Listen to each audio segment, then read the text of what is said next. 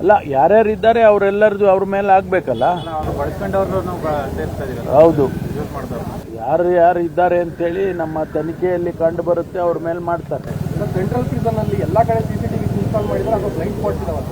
ಇಲ್ಲ, ಎಲ್ಲ ಕಡೆ ಮಾಡಿದ್ದಾರೆ. ಅಡಿಷನಲ್ ಆಗಿ ಇನ್ನೂ ಅಗತ್ಯ ಇದ್ರೆ ಇನ್ನೂ ಕೂಡ ಮಾಡ್ತೇವೆ. ಲ್ಯಾಪ್ಸಸ್ ಎಲ್ಲಾಗಿದೆ ಅಂತ ಹೇಳಿದ್ರೆ ಮಾನಿಟರಿಂಗ್ ಮಾಡುವಂಥ ಸಂದರ್ಭದಲ್ಲಿ ಆಗಿಲ್ಲ, ಅದನ್ನು ಯಾರು ಮಾನಿಟರ್ ಮಾಡಬೇಕಾಗಿತ್ತು ಅವರೇ ಮಾಡಲಿಲ್ಲ ಅಂಥೇಳಿ ಅದು ಗೊತ್ತಾಗಿರೋದ್ರಿಂದ ಅವ್ರನ್ನೂ ಕೂಡ ಈಗ ಈ ಸಸ್ಪೆನ್ಷನ್ನಲ್ಲಿ ಅವ್ರನ್ನೂ ಕೂಡ ಮಾಡಿದ್ದೇವೆ.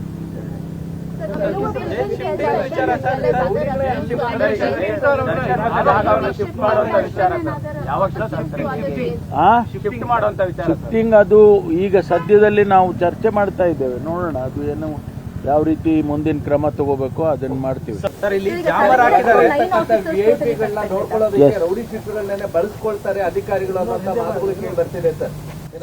ಸಾರಿ,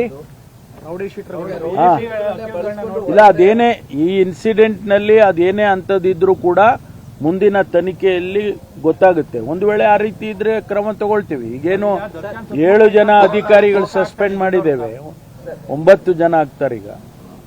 ಅದರ ಜೊತೆಗೆ ಯಾರಾದರೂ ಬೇರೆ ಅಧಿಕಾರಿಗಳಿದ್ರೆ ಅವ್ರ ಮೇಲೆ ಏನು ಕ್ರಮ ತಗೋಬೇಕು, ಅವ್ರನ್ನ ಟ್ರಾನ್ಸ್ಫರ್ ಮಾಡ್ಬೋದು, ಸಸ್ಪೆಂಡ್ ಮಾಡ್ಬೋದು, ಅಥವಾ ಡಿಸ್ಮಿಸ್ ಮಾಡ್ಬೋದು. ಆ ಕ್ರಮವನ್ನು ತಗೊಳ್ತೀವಿ.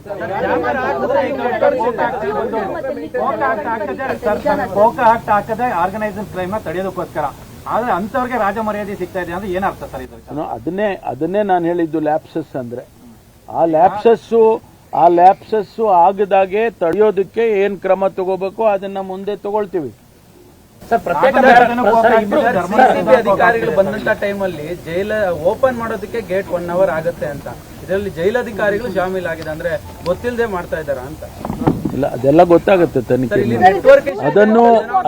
ಅದನ್ನು ಕೂಡ ನಾವು ಸೇರಿಸಿದ್ದೇವೆ. ಈ ಇನ್ವೆಸ್ಟಿಗೇಷನ್ ನಲ್ಲಿ ಸಿಸಿಬಿ ಅಧಿಕಾರಿಗಳು ಬಂದ್ರು, ಅವರು ಏನ್ ಫೈಂಡಿಂಗ್ಸ್ ಮಾಡಿದ್ದಾರೆ ಆ ವರದಿಯನ್ನು ಕೂಡ ಈ ಇನ್ವೆಸ್ಟಿಗೇಷನ್ ಅಲ್ಲಿ ಜೋಡಿಸ್ಕೊಳ್ತೇವೆ.